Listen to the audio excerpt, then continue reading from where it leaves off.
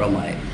असां अॼु खां पोइ पाण भी मेंबर थिया आहियूं ऐं इंशाअल्लाह अॻिते हली करे खोड़ सारा मेंबर कंदासीं जीअं मज़लूम मिसकिननि माण्हुनि जी हेल्प थी सघे। घणे खां घणा मेंबर थियनि जीअं लाड़काणे में ॾिसूं था हीअ रिपोर्ट आहे।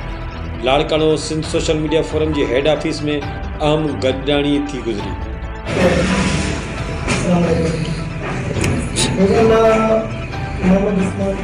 जॾहिं त हिन गॾिजाणी में ज़िम्मेवार उहिदेदार ऐं मेंबर्स दिलबर शाहिद, अज़ीज़ ख्वाड़ जानी, भुट्टो उस्मान तुनियो, आबिद अबड़ो, अली रज़ा शेख पिण शिरकत कई। जॾहिं त ऑफिस क़ाइमु थियण खां पोइ पहिरीं मीटिंग में ऑफिस में ग़रीब माण्हुनि लाइ मेडिकल कैंप लॻाइण जो पिण ऐलान कयो वियो। सिंध सोशल मीडिया फोरम हिकिड़ो जेको आहे सो मज़लूमनि जे आवाज़ जे लाइ आहे ऐं जेका समाजी तंज़ीम कई वई आहे।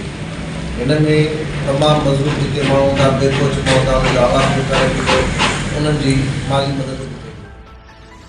जॾहिं त मथियनि मेंबरनि उहिदेदारनि मीडिया सां ॻाल्हाईंदे चयो त इंशाअल्लाह सिंध सोशल मीडिया फोरम अॻु खां अॻु भरी रहंदी। असांजी तंज़ीम सहाफ़ी ऐं समाजी वर्करनि जी गॾियल तंज़ीम आहे। बिस्मिल्लाहिर्रहमानिर्रहीम। साईं शाहिद जन जी महिरबानी जो असांखे उन्हनि इनवाइट कयो ऐं असांजी कोशिशि इहा ई आहे त हिन फोरम जे लाइ सुठो कमु कंदासीं ऐं मेंबर बि आणींदासीं।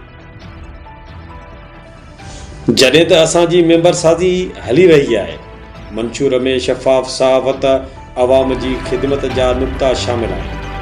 सिंध जो हर साफ़ी समाजी वर्कर पंहिंजी ताक़त सम्झूं था।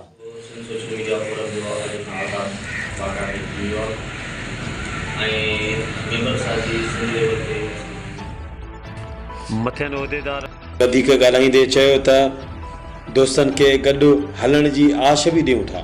जॾहिं त हिन तंज़ीम जा वर्कर ऑर्गेनाइज़र मेहड़, गड़ी खेड़ो, कंबर में मौजूदु आहिनि जेके मेंबर साज़ी ॾांहुं तवजो ॾेई रहिया आहिनि। सिंध सोशल मीडिया फोरम हिन जो जेको असां बुनियादु रखियोसीं साल अवल रखियोसीं, पर कुझु चवंदा न आहिनि त कुझु दोस्त अहिड़ा हूंदा आहिनि सच जो रस्तो आहे हलंदा रहंदासीं, पोइ कुझु दोस्त पोइ ते हलाए वेंदा, के साइड ते हलाए